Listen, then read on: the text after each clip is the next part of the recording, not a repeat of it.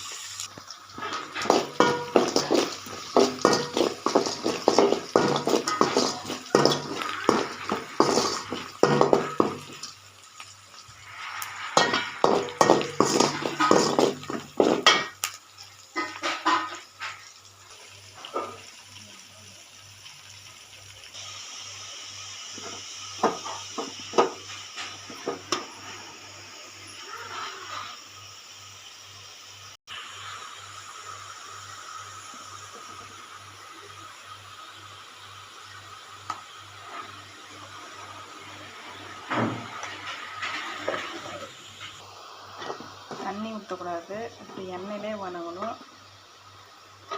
லைட்டாக சிம்மில் வச்சு இப்படி வணக்கிட்டே இருக்கலாம். தண்ணி ஊற்றி வேக வைக்க வேணாம், லைட்டாக தண்ணி வேணுமா கொஞ்சம் லேசாக தவிச்சு வேணும் வேக வைக்கலாம். நல்லா வெந்துடுச்சு. நாங்கள் எப்படி இருக்குன்னு டேஸ்ட் பார்க்கலாம். நல்லா எண்ணெயிலே வணங்க விடணும். பீட்ரூட் பொருள் ரெடி ஆயிடுச்சு. டேஸ்ட்டு பார்த்தேன், பொரியல் ரெடி ஆகிடுச்சிங்க. நல்லா வெந்துருச்சு. சாப்பிட்டு பார்த்தா நல்லாயிருக்கு.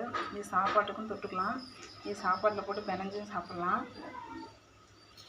இப்படி தான் எங்கள் வீட்டில் பீட்ரூட் பொரியல் செய்வோம்.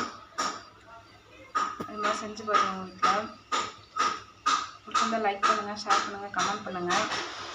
பீட்ரூட் செய்கிறதெல்லாம் போட்டிருக்காங்க அப்படின்னு நினைக்காதீங்க. செய்ய தெரியாதவங்களுக்கு இது யூஸ் ஆகும். இந்த வீடியோ பார்த்ததுக்கு நன்றி.